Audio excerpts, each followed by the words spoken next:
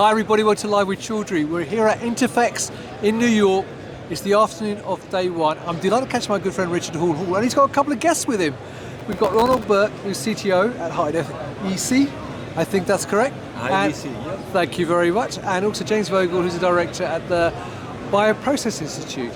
And we're going to learn more about CIP. And in fact, I'm not going to be asking any questions. Richard is going to be asking the questions for a change. So, Richard, first of all, it's lovely to see you. How are you? Very well, thanks, Rizwan. And how has the event gone?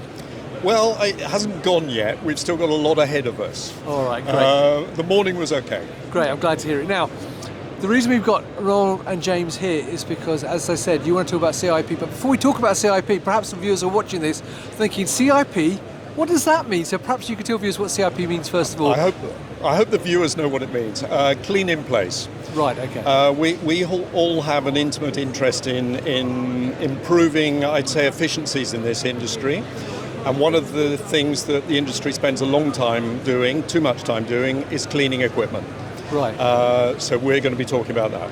All right, so what would you like to ask Ronald and James? Well, I think Ronald Berk from Hyde, I'm not sure if you all heard that at the beginning. Hyde is Hyde Engineering Consulting, and Ronald has been presenting here today about improving CIP processes. So if you'd like to mention a little bit about that, Ronald. Sure, yeah. I spoke about the inefficient CIP cycles that we see in the industry that really have an impact on the manufacturing capacity, but also the carbon footprint. And I feel that not enough attention is being spent on trying to address that and really tackle the root causes of these inefficiencies. And what I would say is by tackling these things, you can both create more manufacturing capacity and reduce your cost of goods, but also reduce your carbon footprint at the same time. So I think it's something that the industry really should pay more attention to. Can I ask you one question on that though? How prevalent are those inefficiencies within the industry?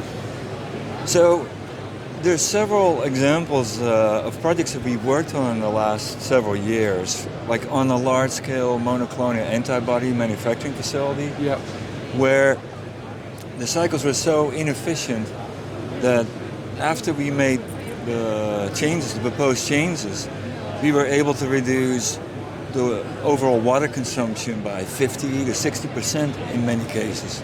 So really significant. And on top of that, also reduce the manufacturing or increase the manufacturing capacity by 30-40%.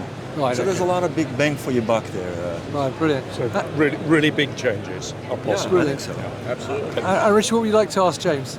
Well, no, James. Sorry, I call him Jim. James Dean Vogel, quite well known in our part of the industry. I think James has the most extraordinary facility for testing components. And I realise he is also straying slightly into the dark side. You're starting to do some single-use testing. Yes. But what I'm interested in is stainless steel. Ron and I are certainly metalheads. Yes. So Ron, explain a little bit about it. So I think to build off of what Ronald said is we do need to look at upfront with the design and the operation what the cleaning should be. Too many times it's kind of been kicked down the road, so to speak, and right, the poor cleaning validation ones are left with it, and then we say we'll make it up later. I think what Ronald described, what we see on the more mature organizations that understand this better, they're doing an excellent job of getting those efficiencies because they're thinking about cost of goods. They're getting more capacity into their plants. And if we can bring that to other facilities up front, we can have more efficiency and get that fringe benefit of less water, a more sustainable process. I teach at the University of Rhode Island, and we talk with the students all the time, how do we bring sustainability into upfront design? And that's really what we have to do a better job of with our CIP processes. And can I ask you again an additional question based on that then? What do you think are the barriers about stopping people from talking about it earlier? I think one of the major ones in my experience is just project timelines. They got to get it up and running, and they can't maybe do it the right way, or the challenge is the equipment manufacturers supply their kit and they don't always know what the process is coming in, and it's up to the end user, which is still their requirement under the regulators, to clean their process and clean it effectively. And then in our engineering way, we may round up or multiply by 2 at the end to give us insurance, to give us assurance that we have a process that we can validate. Brilliant. So I think the important lesson for me is that I'm very much a newcomer to this industry. I've come from an industry that certainly doesn't have the regulatory pressures of this industry, and where change was really quite easy. Either you got your act together or you're out of business because somebody comes and takes the business away from you. And when I started looking at this industry, which I had an opportunity to do from a process point of view during COVID, I couldn't do my job, so I started learning a little bit about process. I could see some opportunities, and I must admit that I'm a mechanical engineer and I thought all the problems are design issues. Wrong. It's a combination of cleaning process issues, equipment design issues, and even the design of the actual manufacturing process. All of which has been very much set in stone in this industry for various reasons, which I won't go into now.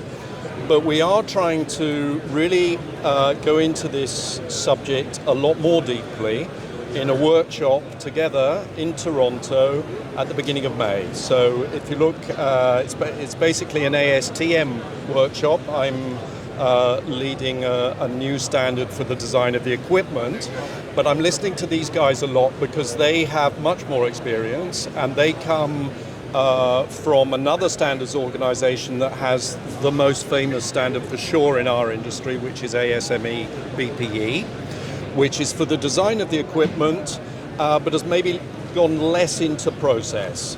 They are now branching into art.